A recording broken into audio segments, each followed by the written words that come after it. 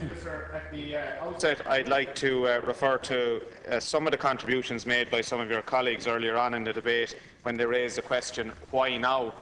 And it should really, I suppose, the record should really read, why again, from Fianna Fáil in raising this matter.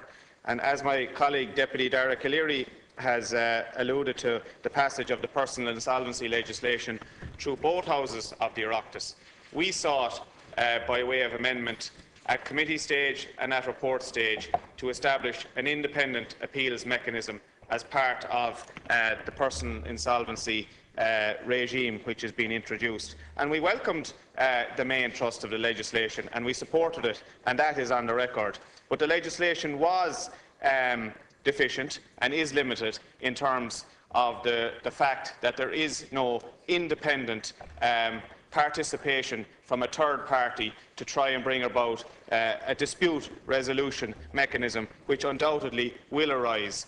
And, you know, let's be fair about it. The purchase of a home by a person or by a young couple is one of the most significant landmark transactions that most average people will make in their lifetime. And what we have at the moment, Ceann Comhairle, is 94,000 people finding themselves in an extreme dire set of circumstances. Instead of having a capital asset which is appreciating in value, they have a liability which is growing in value. And unfortunately, we're over 2 years into the government and we still haven't progressed this matter significantly enough to give those people hope. And I think, Minister, it's worth reflecting, and you, like anybody else in this House, as a practising public representative in every other aspect of this job, you have independent appeals processes on every state-backed scheme which is available to us. We have it in everything to do with the Social Welfare Code, job seekers, carers, domiciliary care allowances. Right across the spectrum, you have an independent appeals mechanism. Medical cards, we have the Office of the Ombudsman. If you go through the planning process, you have an independent appeals oversight.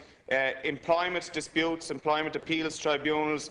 Even within the courts, as we know, you can appeal right throughout the court processes. Third-level college grants, they all have independent appeals mechanisms. And we are now faced with a situation where the bank ultimately has the veto.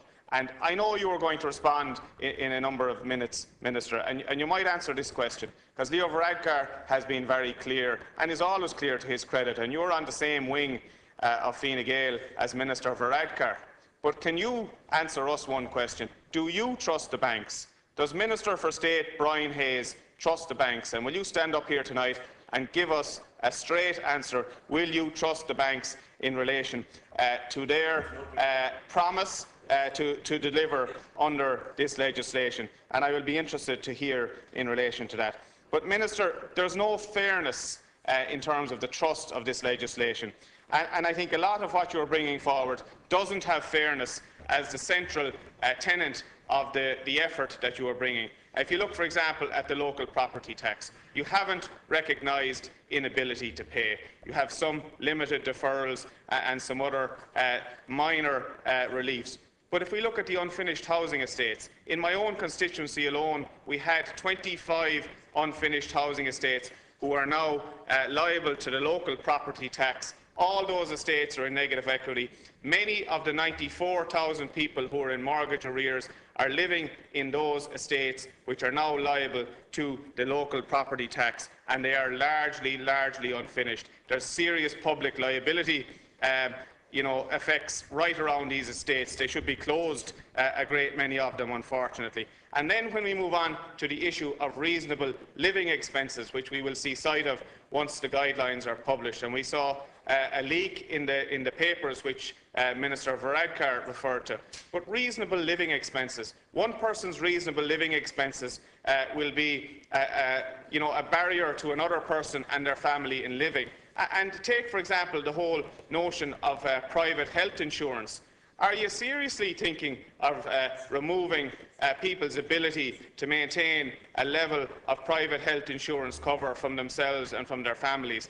And when we see, for example, today, my own local hospital, the Midwestern Regional Hospital, which effectively, outside the A&E department, had a closed sign placed outside it, where the hospital said, unless your emergency is genuine.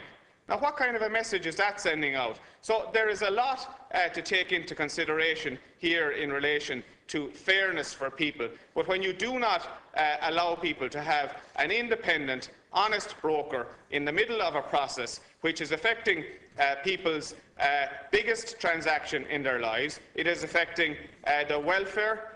Are we talking about? We're always talking about the economy. Thank you, Deputy. Let's talk about the societal issues here, Minister. You have to bring a degree of recognition that we have to foster a society for people to live in. So I'd like you, Minister, just to address the question: do you trust the banks? Do you think that the banks are going to do the right thing? Because I do not think the banks will do the right thing here, and we need to have independent oversight. We looked for it when the legislation went through initially, and we're now offering you a constructive alternative to what we proposed within the personal insolvency legislation, and I would hope that you could take it on board. Thank you.